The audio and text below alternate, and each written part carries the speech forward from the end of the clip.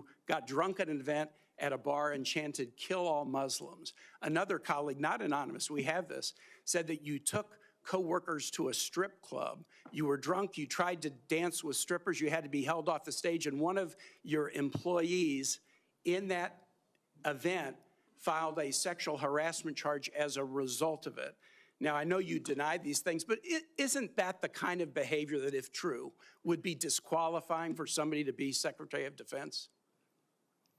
Senator, anonymous false charges. They're not anonymous. And I'll just conclude and say this to the chairman. You claim that this was all anonymous. We have seen records with names attached to all of these, including the name of your own mother. So don't make this into some anonymous press thing. We have seen multiple names of colleagues consistently throughout your career that have talked about your abusive actions, attitudes. And that, ladies and gentlemen, is your Secretary of Defense nominee, Pete Hegseth, who is woefully unqualified for position when you look at military ranks. Somebody broke it down so much better.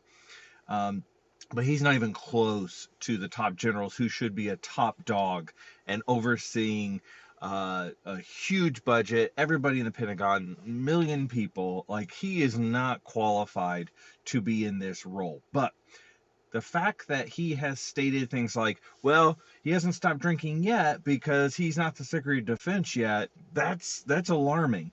And when you get allegations like this where he is chanting things that he chanted, that he was so intoxicated at strip clubs, and just other things with his drinking, not to mention the fact that he is accused of domestic assault, cheating on his wife, just a horrible human being. Like, he should be more in charge of, like, getting the kegs for the frat party than he should be the entire U.S. defense. Like, this is not the person you want heading up the largest, most powerful military in the world if shit hits the fan.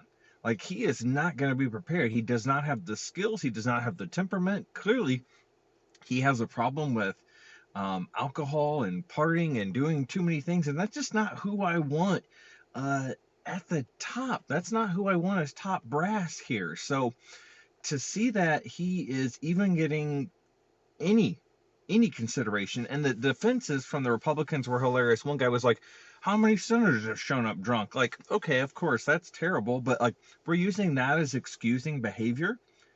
We're using that to justify that this man should be the Secretary of Defense. Like, you should not ever show up to a vote or a meeting drunk, but definitely not as the Secretary of Defense. Like, there's a different level of, like, extreme danger and time sensitivity to that. If he's intoxicated or has a problem with alcohol, how are we going to know he's going to make the best decision when it comes in a split second? Like, that is highly, highly concerning. But that's the nominee that we have. That's who old Donnie picked to run the Secretary of Defense.